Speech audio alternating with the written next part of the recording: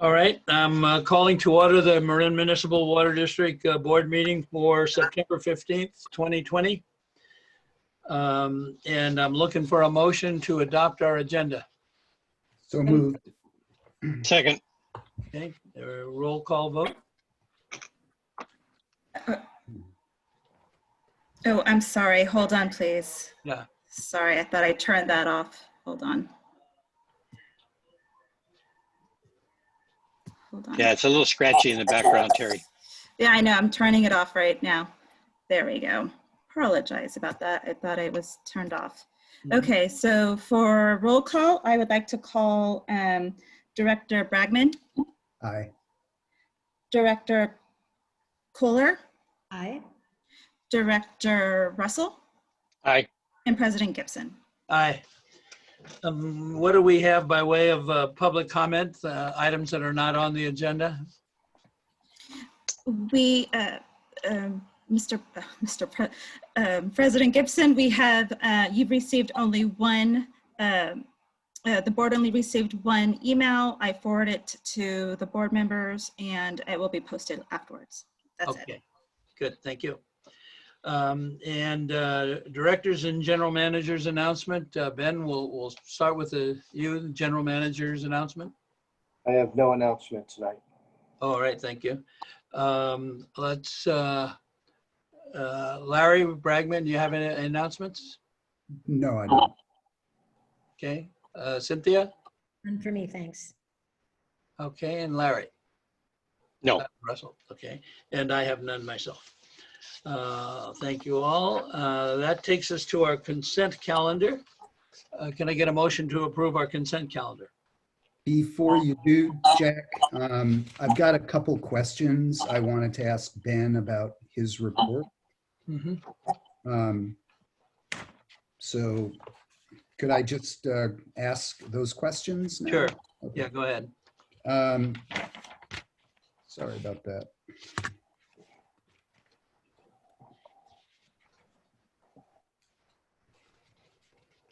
The first question, Ben, is whether we are testing for the particulate from the fires. In terms of our water, Water quality, yeah. um, And if we're having any kind of fluctuation of any kind of, contaminants.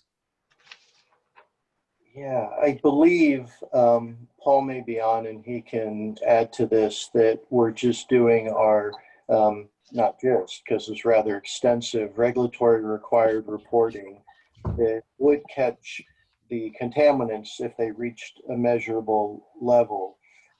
There's really not an indication that it would be a concern because it's just atmospheric deposition on a large body of water. We could take another look at that and touch base with our colleagues and see if anyone else has found anything or what would be reasonable to look at. Paul, are you there? Yeah, I am, Ben. We haven't seen any effects at the treatment plants in terms of particulate. Obviously, that's what the treatment plants are designed to do, is remove those particulates. But even though I think we've had quite a bit more smoke that we're used to, a lot of it remains airborne. And if you remember, there were a few days there where we had that really high haze where the smoke was up high and we didn't even smell the smoke. So we haven't seen any effects at the treatment plants at this point, Director Bragman. Okay. I mean, I can tell you here where I am right near the watershed, there's a lot of deposition every morning, but Yeah. Compared to the volume of our lakes, I don't know if there's any real concern, but I think it might be worth at least calling around and seeing if anybody else has noticed anything or has any concerns. Because I did get a comment from somebody from the public about that. Okay. So the other thing I wanted to ask you about, and there was an article in the paper, and it's about the generator at San Geronimo. There was an article a couple days ago in the IJ about PG&E looking to mitigate fall power shutoffs. And they said that PG&E has installed 600 sectionalizers, including 42 in Marin. So they claim they're devices that can limit the size of outages, so on and so forth. So have you talked to PG&E about our situation, and have you gotten any kind of information from PG&E about what we're doing? Mike may know if we've engaged them directly. We are not looking forward to the next round of outages, but these separators will limit the extent. Certainly the treatment plant is in an area that's still subject to being on an outage, and the generator provides value for us well beyond the PSPS event. So my thought is we proceed, and we'll soon be going out. Maybe we've gone out to bid, and we'll be bringing the award of contract back. Mike, do you have any other information along those lines? I haven't heard directly from PG&E, but I would agree that we have no backup power out at San Geronimo. So even despite PSPS events, we're still vulnerable out there to any type of power outage, and power in that area has always been questionable at times. So yeah, we would recommend still proceeding with the generator, if that's, Director Bragman, what you were asking about. Well, I mean, it's just, yeah, I'm not really questioning it. I just think, you know, the article raises some questions about, you know, the scope, the size, the scale of what we're doing. You know, if these sectionalizers actually would have any kind of mitigation on the risk of a power outage. So, you know, it just kind of struck me, we're going into a pretty costly project, and I understand the value of having uninterrupted power out there. So yeah, for me, Director Bragman, I think about seismic events, for example. I mean, really enhancing our overall resiliency and capacity to deliver water from our prime treatment plant. It does seem, when I read the article, and I did a number of them about the sectionalizers, I was thinking, oh good, our admin building, you know, isn't probably going to be out in the full Marin outage, that sort of thing. But we're still vulnerable, quite vulnerable in the area of the treatment plant. yeah, I think it goes well beyond that, Ben. As I have discussed with you, I've been harping on this subject for 16 years. I thought it was the biggest oversight that was made in the design of the plants was not to have standby generators. And you might remember the event, Larry, it's before your time on the board, but we had an owl that, for lack of better terms, committed suicide. And what he did, or she did, was to touch one wing to our 112 kV source and the other wing to the other 12 kV source, shorting them both out and knocking us out. We were within hours of running out of water because we had no ability to get the water out of San Geronimo over the hill. And, you know, had we built the Blueberry Ridge tank, then this would be a different situation. But without that tank, which was above the height of the crest, without that tank, it is, in my opinion, absolutely essential that generators of the size they are be put into place at this location, because we have no way of getting the water out of there. You know, we're just dead in the water, no pun intended. I wanted to add something. Back at the end of July, we got registered with something called the PSPS portal. It's something that PG&E set up for emergency management, and it's only open to agencies such as ourselves, water utilities, federal, state, local emergency response offices, telecommunication, hospitals, transportation providers. So those agencies now have access to a portal that provides us with more detailed information on upcoming outages. So we did get some folks trained on how to access the portal, and we got registered into that towards the end of July. All right. That's great to hear. Yeah. Did I get a motion for our consent calendar? Motion to approve.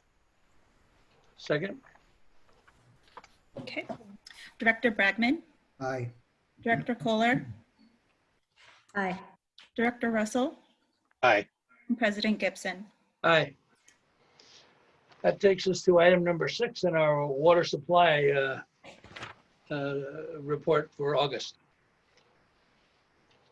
Okay. Let's get this going here. Good evening, Paul Sellier, Operations Director, the monthly water supply for August. Tonight, we're going to just kick off a little bit with a discussion, very short taste and odor discussion before taking a look at our August production and supply. And we're going to follow that up with a snapshot of our storage as of yesterday and a projection looking forward through next April.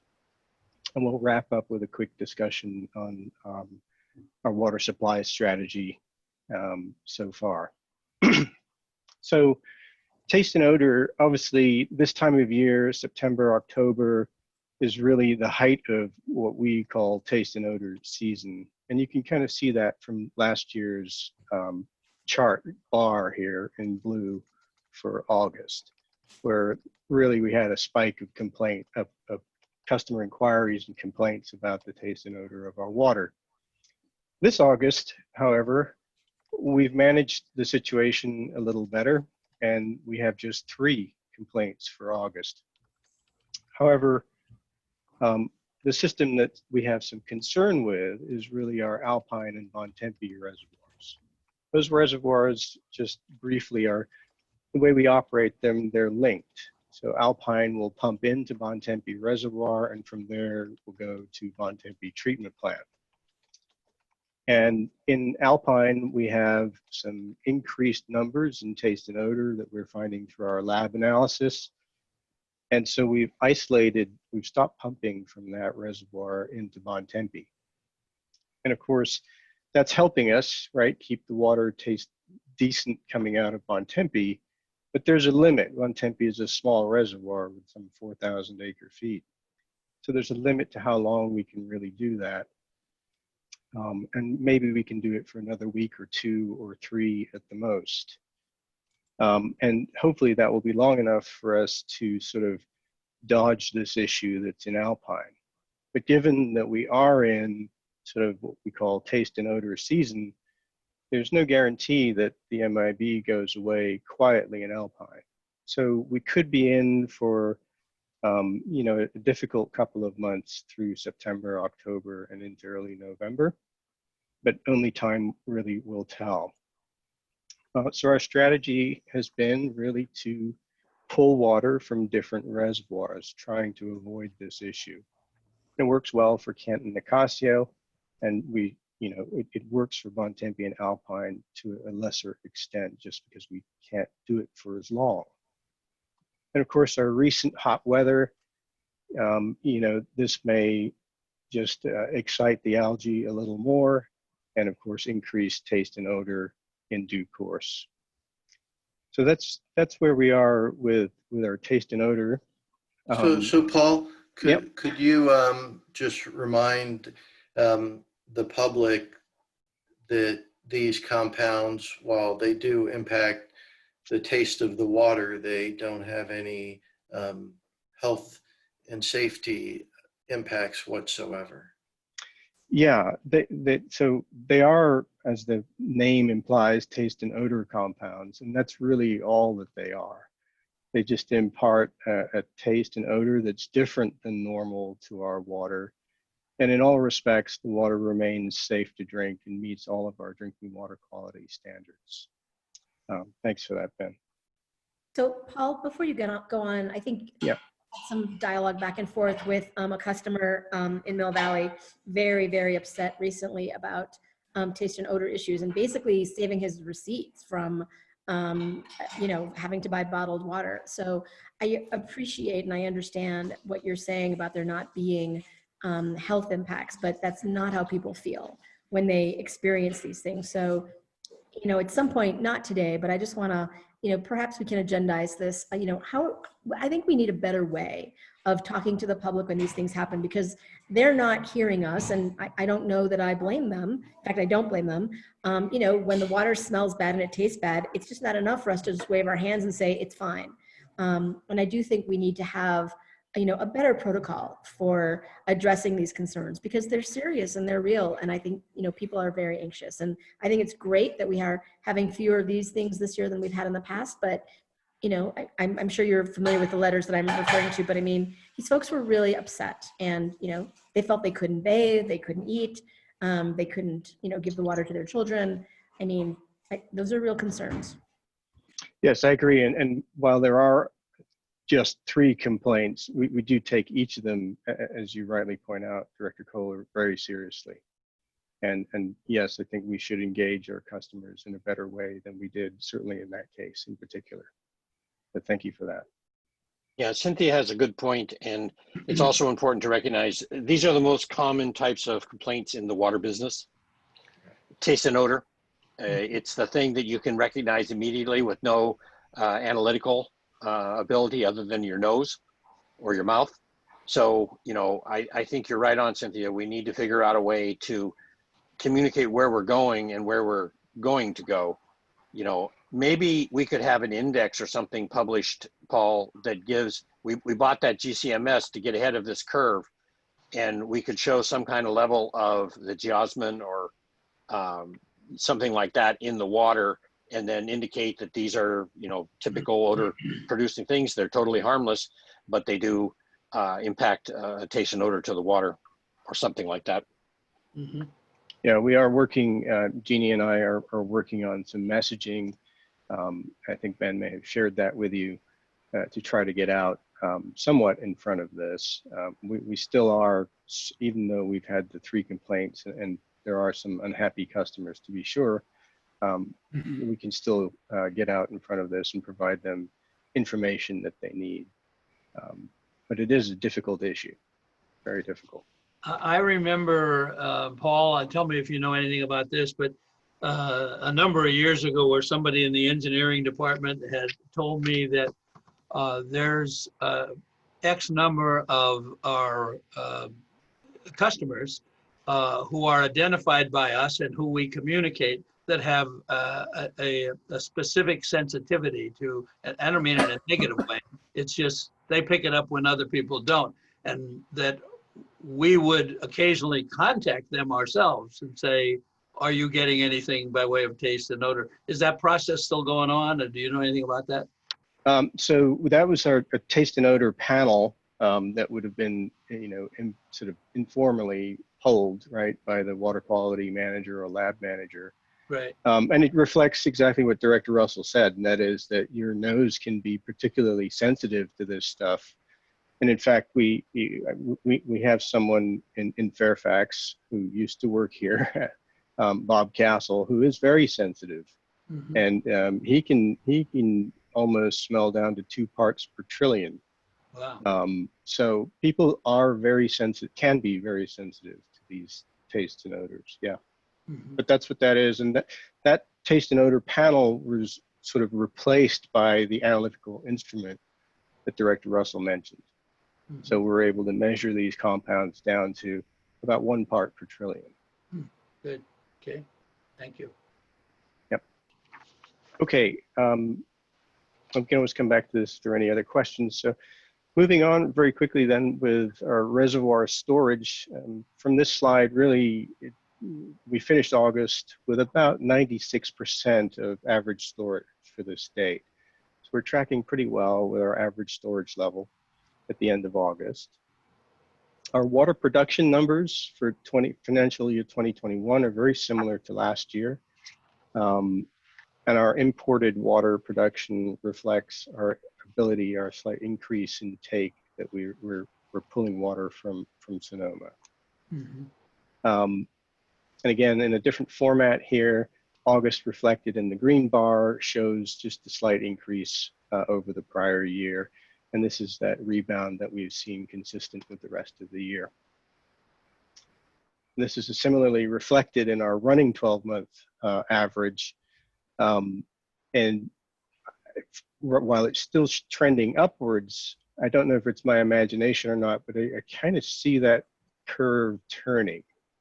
And I'm kind of hoping that it's going to continue to do that, which will mean we'll have peaked at that point. But stay tuned for that one. Mm-hmm. Our total reservoir storage, again, graphically in the green line here is where we are, and the black line just above it. So we're tracking pretty exactly within 4% of that. Mm-hmm. And of course, we're in much better shape than we were in 90-91 and 76-77. Mm-hmm. Our snapshot then, as of yesterday, in the table here on the left are our reservoirs. And again, 96% of normal storage or 69% of maximum storage capacity. And over on the right here is the Lake Sonoma storage, and it's showing 75% of capacity. And they're also 95, I think, % of normal for this time of year. So very similar tracking in terms of water storage. Looking at our planned water purchases, July and August, of course, are in the books, and this was what we were able to do. We didn't quite hit our targets of 750 acre feet. That had to do with some construction in July and the difficulties with fires up north, where Sonoma asked us to slow down a little bit. So we're still projecting, just as a refresher here, the gray bars would be what we had historically taken, our 5,300 acre feet minimum take or pay.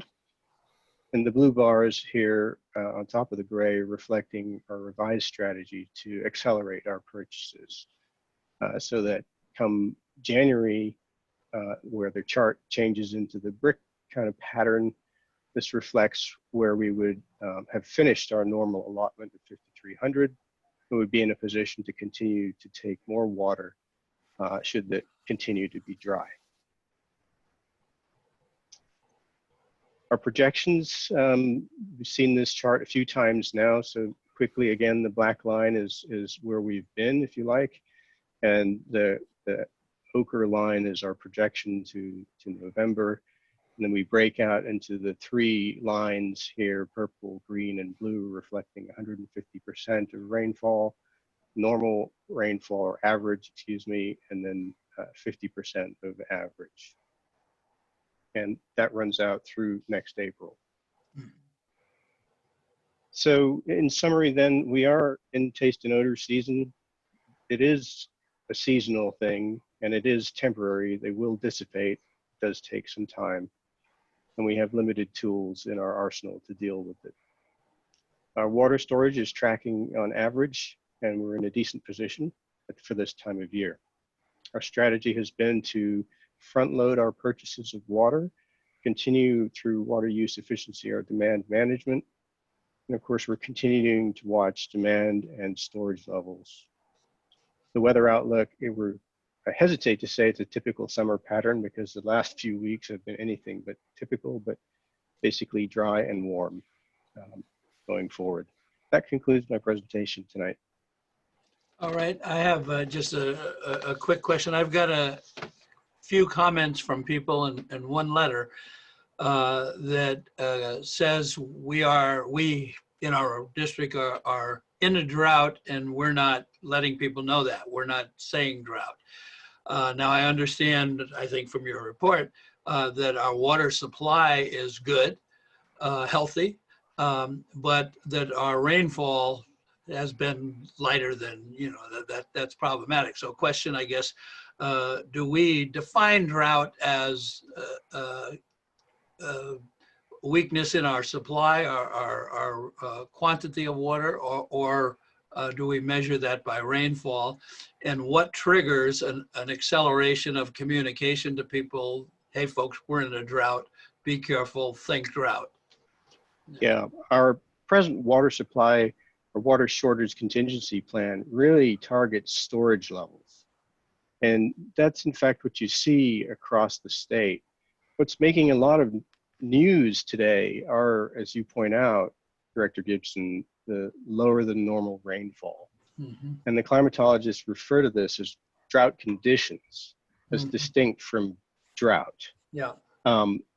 The other thing to note about these conditions is how quickly they set on. Right, as of the beginning of the water year last October, none of California, or very little, 4% maybe, was in any kind of drought condition. And today, we're looking maybe for all of California, conditions-wise, that rainfall, it's closer to 80%. Mhm. But throughout the state, when you look at the state-managed reservoirs, their water supply is also doing fairly well, despite these conditions. Mhm. So the short answer is storage is how we presently define drought. Mhm. Okay. At what point do we change our communication strategy to emphasize drought? Just when the storage gets at a certain below level?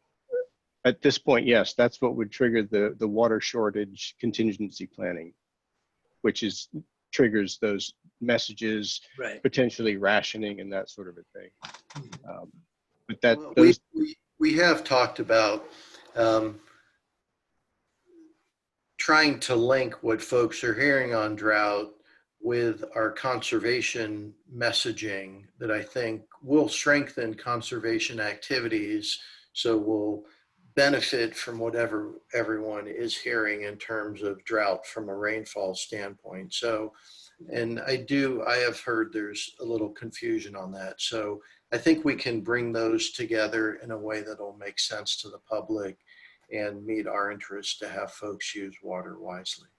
I Mhm. mean, aren't we kind of delaying the drought declaration by sort of purchasing our water now? Well, right. We're positioning ourselves well. We would not be making a formal drought declaration until our storage hits a level much lower than we would be even if we weren't accelerating the water we're getting from Sonoma Water. But I do think we're positioning ourselves well for the event were we to have another dry season coming up. We'll be able to accelerate the take than our kind of Yeah, previous no, strategy we've been doing. but I mean, it's kind of artificially expanding our storage at the moment. Right, right. I'd say it is stretching our supply for sure, and it's positioning us to maximize the take that we Right. may choose to do in January. Yeah, Exactly. I get that. We're I believe, relatively consistent with our conservation message. I mean, that's whether we have a good water supply and we have plenty of rain, we still promote conservation. We always have, and I'm sure we always will.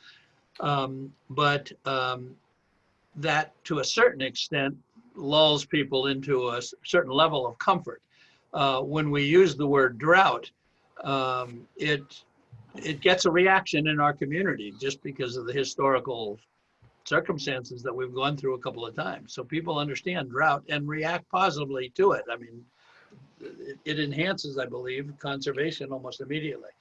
So we might rethink at exactly what point I'm not saying we overuse it because that's not good either, but I think we might give a little thought to when is the precise point in time when we start to use the D word. And I think I that's think an it's excellent point, Jack. and I think some of the communication some of us have had using the term drought conditions Yeah, now start to get us there. yeah. Okay. All right, any other questions of Paul here? Okay, this information item, so no vote is required. Move on. I'm sorry. President Gibson, I just want to let you know that there were no public comment. There was Oh, no good. public comment. Thank you. Item number 7, expanded commuter benefits program. And I guess, Ben, this is you. Actually, it's Vicki Garay, who's our HR manager, is going to give this item. Okay. Thank you. Good evening, everyone. Good evening, board. I'm Vicki Garay. I've been mentioned from the HR department, and staff is requesting that the board approve an expansion of our current commuter benefit program to include a bike reimbursement and also a mass transit tax deduction. So pre-tax deduction for purchases of passes to use mass transit, which include buses, ferries, and trains, et cetera. And so with that, pre-tax, we hope to have a employer match of up to $75 to encourage the usage of the program.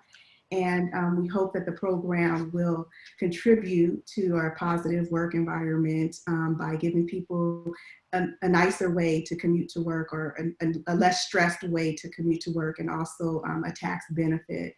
Of course, we know our current environment now. And so we're looking to launch this program in January if it's approved. So today I'm here to ask if the board would approve our expanded commuter benefit program. Yeah, I just briefly, it's just one of many strategies that we're looking at to attract and retain good employees. And of course, it's difficult for employees to live in the service area with the housing costs, and many of our employees, and probably a higher number going forward, will live in the North Bay.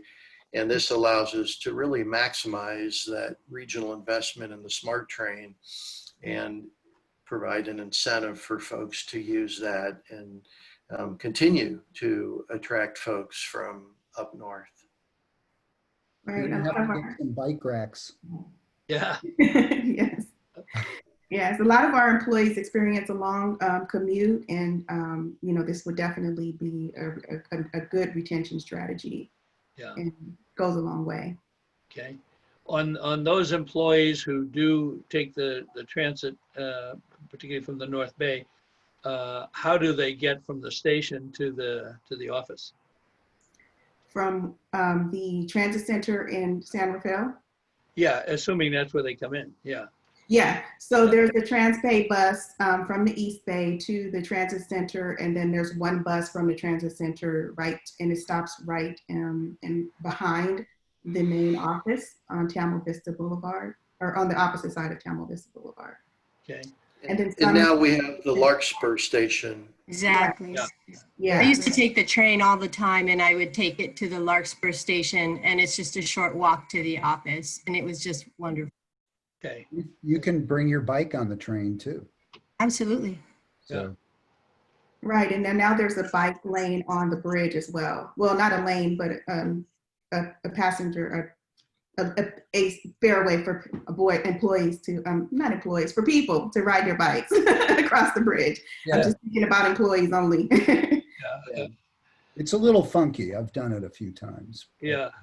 Yeah, I see people there. And a few of our employees do use that bridge to ride their bikes. Yeah. You are going to need bike racks at some point. Yes. All right. Any other questions on this item? Can I get a motion for approval? So moved. How about a second? Second. Okay. Roll call. Director Bragman, Aye. Director Kohler, Aye. Director Russell, Aye. and President Gibson. Aye.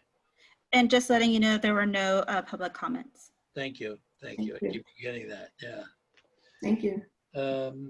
Okay, item number 8, award of contract 1932 for Forestry Service Professional Tree Care Company. Sean, are you giving this? Yep. Good evening, board members. Sean Horn, Watershed Resources Manager. The item before you is the award of contract number 1932 for Forestry Services. The recommended action for this item is to approve Resolution 8599 to execute a 2-year forestry service contract with Professional Tree Care. On August 12th, 2020, the district released a notice inviting bidders to submit proposals for a 2-year forestry service contract. The district received 4 qualified bids on August 28th. and selected Professional Tree Company as the lowest qualified bidder. Staff is recommending that the board approve Resolution 8599, which awards the contract number 1932 to Professional Tree Care Company in the amount of $1,304,000. The district has used similar contracts over the past 5 years to complete the Resilient Forest Research Project and then to start scaling up the forestry restoration work under the BIFIP. This is a key contract for us to continue that work. In this last fiscal year, we were able to utilize an existing contract we had for the similar services that expired in June to implement 70 acres of forestry restoration work in the vicinity of Porteous Meadows, where we were building off of our wide area fuel break along Lagunitas Rock Springs Road.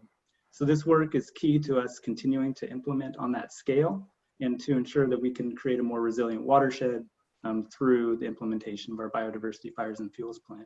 And I'll just remind the board and the general public that at the Watershed Committee meeting on Thursday, we'll be overviewing the annual report of the biodiversity fires and fuels plan and all of the work that was completed in preparation for this year's wildfire season. So with that, I'll take any questions that the board might have on the contract.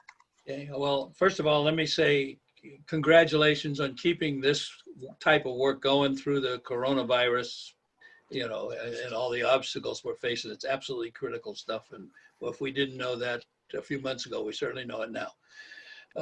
Have we used a Professional Tree Care Company before? We have not had a contract directly with them, but they are a reputable company throughout the Bay Area. They're based out of Berkeley, California. Okay. They're a fairly large tree service company, and we're confident in their capabilities. Okay, thank you. Other questions? What was the range of bids that came in, Sean? Yeah, so this was the lowest bid. The next one was $95,000 above it. And then the highest bid was $200,000 above this bid. So 1.5 million. Okay. Mm-hmm. Okay. Any public comment on this item? Yes, we do. Larry Minikes. Hold on. You can hear me now? Yes. Yes. I just jumped from MCL to this, and literally it was for item 8.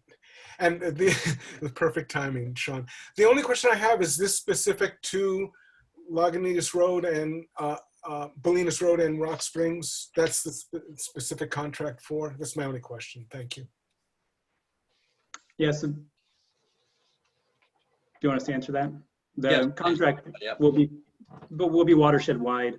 There's areas that we have identified where this forestry restoration work would be most beneficial. We've actually done a GIS exercise looking at the areas that are most accessible as well as the areas that have been most impacted by sudden oak death. And those are the vicinities of the watershed where we'll be targeting the work. And then we'll also be looking to build off of our existing fuel break infrastructure to have the largest benefit from a wildfire perspective to influence the behavior of fire if one was to come across the watershed. Yeah. Thank you. My apologies. I'm not supposed to ask a question, but you allowed it, so I appreciate that. Thank you. Yeah. Thank you. Okay. Oh, we got comments already. I guess we're ready for a roll call vote. Who made the motion? I think we did. No, maybe we didn't. Can I have a motion to approve? Move approval. Thank you. Second? Second. Thank you. Okay, now a roll call. Director Bragman, Aye. Director Kohler, Aye. Director Russell, Aye. and President Gibson. Aye. Number 9 on our agenda, award professional services agreement to Environmental Science Associates for the Lagunitas Creek Watershed Enhancement Plan. Okay. All right, can everybody hear me? Yeah. Yes, I can. Great. Good evening, everyone. Good evening, board members. Aaron Fulton here with the engineering group. I'm actually here tonight to discuss the Lagunitas Creek Watershed Enhancement Plan and specifically to request that the board authorize the general manager to execute a professional services contract with Environmental Science Associates for an amount not to exceed $300,000 for restoration planning and design services. To give you a little background on the particular project that we're talking about tonight, I want to let you know that district staff actually applied for and was awarded from the California Department of Fish and Wildlife under the Prop 68 Rivers and Streams program. The grant will contribute $300,000 towards development of the Lagunitas Creek Watershed Enhancement Plan. And the real purpose of the plan is to expand upon all the great work that we've done already and essentially chart out potential future phases of restoration actions that could address salmonid life cycle limiting factors along Lagunitas Creek and its tributaries, many of which are related to low survival between the egg and the juvenile stage. Attachment 1 to this particular staff report provides a map of the proposed study area, and you'll see that it includes the main stem of Lagunitas Creek from Peters Dam to the southern extent of Samuel P. Taylor. So we're talking about the upper portion of Lagunitas Creek. And it also includes portions of San Geronimo Creek where there are publicly owned parcels, of which some we own and some are held by other entities, where we will be considering looking at potential restoration opportunities. Mm-hmm. The project will result in 30% design alternatives for potential restoration actions in the study area on attachment 1. And it includes significant outreach with the Lagunitas TAC to develop those potential actions. To support development of the plan, district staff distributed a request for proposals to 14 firms with experience in natural resource management and restoration planning.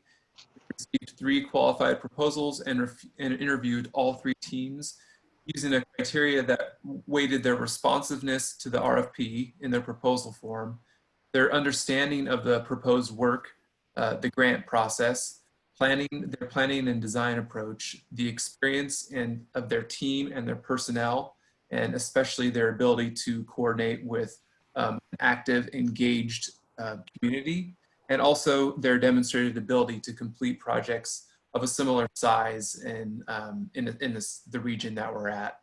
So based on the combined evaluation of the proposals and also the video interviews, staff has determined that Environmental Science Associates, ESA, is the most qualified firm for the plan. Total project cost for completing the project is $450,000. The district has an in-kind labor match of $150,000 over the 2-year project duration. Mm-hmm. And with that, I'll take any questions anyone might have about kind of the scope of work or the project itself. Any questions? Have we identified any projects sort of tentatively? No, we haven't. And I think the key to this particular project is to essentially take a step back and identify where the opportunities are. So we've scoped out the work and the grant scope of work, that is, to really take a step back, engage the TAC, identify where those opportunities exist, and not kind of have our blinders on moving forward. So really we're looking at all potential opportunities in that study area, and they can range in scale from, maybe they're really small strategic things that district staff could do like we've done in the past, and also looking at larger scale restoration opportunities, with the overall goal is to have essentially a palette of options moving forward that we could potentially get grant funding to implement. Well, I'm glad you're going to be reaching out to the TAC. There's a lot of resources there, so that's good. That's getting baked into the proposal. So I'm pretty enthusiastic about this one. I think this is a good move. Any other board questions or comments? Any public comment on this item? At this time, I do not see any. Okay, I guess we're ready for a motion on this item. Yes. I'd move approval. Second. Roll call vote. Director Bregman, Aye. Director Kohler, Aye. Director Russell, Aye. and President Gibson. Aye. Thank you. That takes us to number 10, appointment of our general counsel and approval of the general counsel's at-will employment agreement. President Gibson, I had meant to ask you if you wanted to take this, or would you prefer me to do it? Probably you should do it, I think. Yeah, go ahead. Thank you, though. Okay. The recommendation is to appoint Molly McLean as the district's general counsel and approve the attached at-will employment agreement. And as you all know, we did a nationwide search, interviewed a number of highly qualified candidates, and Ms. McLean was determined to be the best fit for this position by the board. And in my role as GM, I'm enthusiastically bringing this recommendation forward. I think she's going to be a great fit for the organization and such a high degree of competency and experience to this position that is so important to us. So with that. Okay. Any board have any questions on this item? Okay, hearing none. Is there any public comment on this item? I do not see any public comments. Okay, well, congratulations to Ben and to all of us for what I think was a very thorough, well done project to get to this point. Okay, we have a motion and a second. I guess we're ready, and no public comment. I guess we're ready for a roll call vote. We have a motion? No, we do not. Wow. Okay. We need to make the motion. Good catch. Good. All right. Larry, you're making the motion. Do I have a second?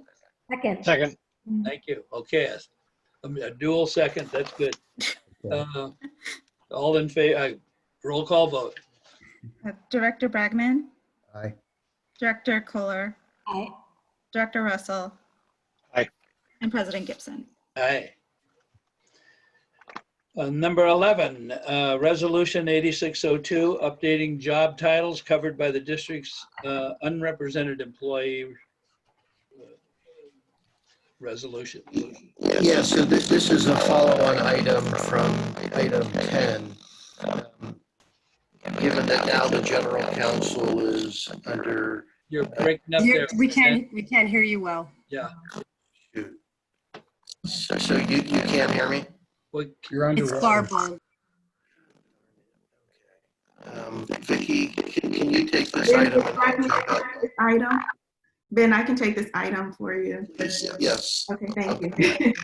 Okay, thank you again, Board of Directors, for your attention. We'd like to ask if we could, we are asking to approve or adopt Resolution 8602, which is Resolution 8214, which covers unrepresented employees for the district, and it contains the current terms and conditions of employment for positions.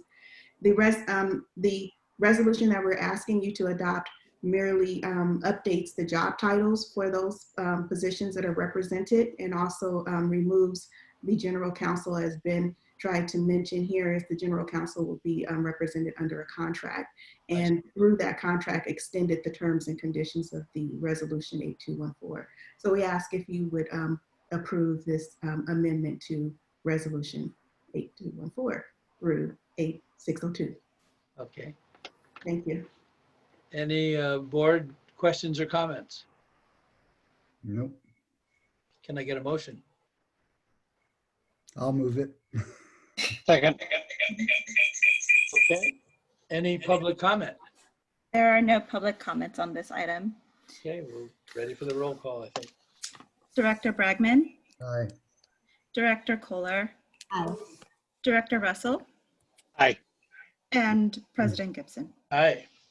Thank you. Okay, number 12 is invoking the district's emergency contracting provisions, authorizing the general manager to execute all contracts necessary regarding the Porteous tunnel pipeline. Thank you. Thank you, Director Gibson. Yeah, I'll be leading the discussion on this tonight. So tonight's recommendation is that the board approve Resolution 8597 invoking the emergency contracting provisions to replace the Porteous tunnel pipeline. Terry's going to help me here. If you could move to the next. Thank you, Terry. So I have a short presentation here tonight. I'm going to talk a little bit about the Porteous tunnel history and the location.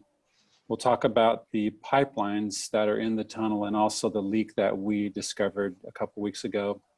We'll talk about the emergency replacement, what we're planning to do and why we think this is an emergency. And then finally, we'll end with the recommendation. Next slide, please. Thank you. So Porteous Tunnel was built in 1917 as part of the water system to convey water from Alpine up through Pine Mountain Tunnel and down into Phoenix Lake to bring water to Central and Southern Marin. On the right, there is a photo of the west tunnel of Porteous, the west entrance to Porteous Tunnel. And the fact that you can see it is indicative of the work that the watershed team has been doing out there, because when we first came out there, it was quite overgrown with brush. But it's been used as a conduit for conveying water from Alpine Dam to Phoenix Lake, to conveying the pipelines that go through it. So the tunnel itself is about 240 feet long. It was originally built about 6 feet high by 6 feet wide. It's now just a couple feet high. It's been filled in at the bottom, and it sits below about a 45-foot ridge. And I'll show you exactly where it's located on the next slide, please. So the tunnel is located at the intersection of 5 corners, and the typical way to get there if you're riding your bike is to go up Bolinas Fairfax Road, and before you hit Sky Oaks Road, you turn left on Concrete Pipe Road, which is shown up there at the top of the drawing. Thank you, Terry.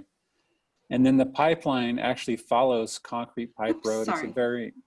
It's a very nearly flat road.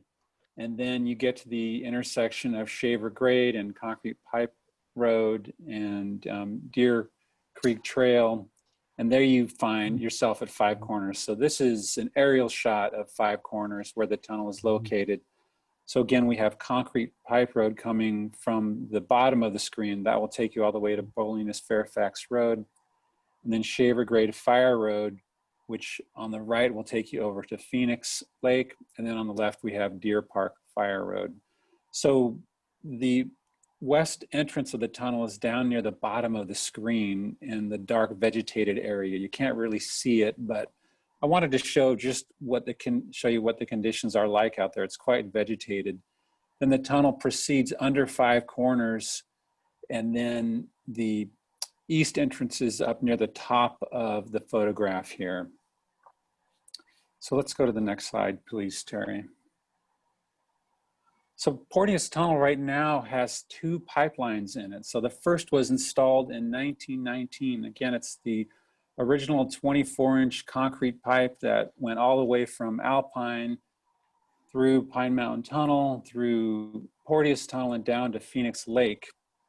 And it's shown in this drawing here. It's actually on the north side of the tunnel, but it's represented by the yellow and white hash pipeline. So the pipeline leaked quite badly, and so the district quickly replaced it just 7 years later with a 26-inch steel pipe that went in the exact same location from Alpine all the way to Phoenix.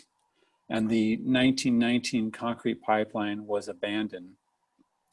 And then in 2006 and 2008, the district did 2 pipeline replacement projects. It was actually a seismic upgrade project where we installed a 30-inch pipeline, which is shown here on the left side of the photograph, a 30-inch welded steel pipeline to replace the 1926 pipeline. But it actually tied into the 1926 pipeline right before entering the Porteous Tunnel.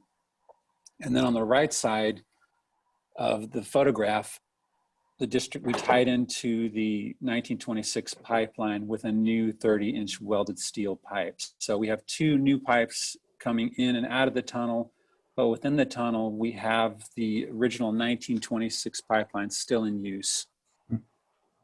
Okay, Terry, if you could go to the next slide, please. So this is what the tunnel looks like. We're again looking at the west entrance to the tunnel. On the left side of the photograph is the original 1919 concrete pipe. And on the right side, you see the original, the 1926 steel pipe, but you can also see the 2006 steel pipe where it tied into the 1926 pipe. And the 1926 steel pipe, that's the one that's leaking inside the tunnel. And you can actually see water coming out of the 1919 concrete pipe.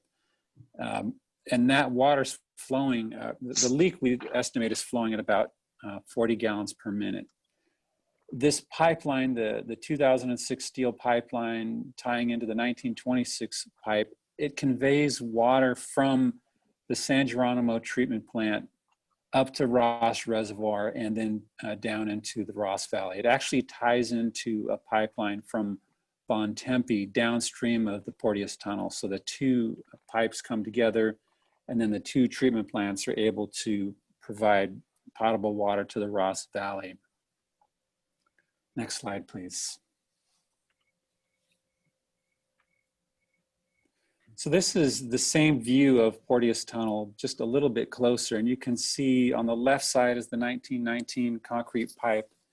And then on the right, you can kind of see the 1926 steel pipe. But you can see the tunnel has started to cave in. And the pipeline, the leaking 1926 pipeline is just inaccessible. We can't get to it. And not only is it inaccessible through the tunnel, but also it's under 45 feet of grade. We have a number of concerns with the 1926 pipeline. We're concerned that it could be prone to further damage. We're not exactly sure what caused it to start leaking, but it's possible that the caving in of the tunnel might have led to it starting to leak. And if the tunnel were to continue to do that, would the leak, would it be exacerbated? We're also worried about possible erosion from the water leaking out of the tunnel. And then we're concerned about the water loss. The 40 gallons per minute is almost 60,000 gallons per day. And we like to mitigate water loss anytime we can do that. The other factor here is that the rain season is quickly approaching. And if we were to conduct the replacement of this project under a normal time frame, we likely wouldn't get out there for another 3 or 4 months. And that would put us right in the middle of the rain season, and this site will likely be a fairly muddy mess at that time. So we feel that replacing the pipeline is urgent and we need to do this as quickly as we can. So next slide, please. So there's a couple ways that we're looking at replacing the pipeline. The first one, that's one possible way of doing it is to do pipe bursting. And that's illustrated by this schematic in the upper right of the photo. And basically what we would do is use the 1926 pipe, the old pipe, as a guide for what's called a busting head. And we'd pull that through the 1926 pipe, and we'd pull the new 30-inch pipe behind it and tie it into the 30-inch welded steel pipe that we installed in 2006. And we'd do that on the west entrance and also on the east entrance, and thereby replacing the 1926 pipe with a substantial pipe that'll last 100 years, just like the new pipes that we've installed. The second way would be to do horizontal directional drilling. And basically what we would do here is drill a borehole from the east entrance to the west. We would pull a new pipe through the borehole and then tie it into the 30-inch welded steel pipe that we installed back in 2006 and then in 2008. So these are two options that we're looking at as far as replacing the leaking pipe. So the next steps for us are we're going to meet with prospective contractors that have experience in both types of replacement methods. We're going to procure proposals from them, and we'll be executing a contract and conducting the pipeline replacement work as soon as we can. And when that's done, we're going to pressure grout the tunnel to prevent further cave-ins. So the need for the emergency replacement here is that we're interested in mitigating the ongoing water loss as soon as we can. We're also interested in preventing any further erosion from happening out there, and also erosion that could possibly damage the road. And then we're concerned about the condition of the 100-year-old pipe that's leaking and currently in use. Is it prone to further damage? It's possible, and we want to replace it as soon as we can. And we want to do this work before rainfall and runoff start to degrade the site and we're no longer able to do the work. Next slide, please. Thank you. So tonight we're recommending that we proceed with replacement of the leaking Porteous tunnel pipeline. We're asking that the board approve resolution number 8597, which will allow us to do this work expeditiously. And it also will invoke the district's emergency contracting provisions found in District Code Section 2.90.055A. And this resolution directs the general manager to execute all contracts and proceed with the replacement project. And I'd be happy to answer any questions you might have. Thank you. Okay, Mike, assuming approval here, when would you anticipate being able to start work, and how long do you think the job would take?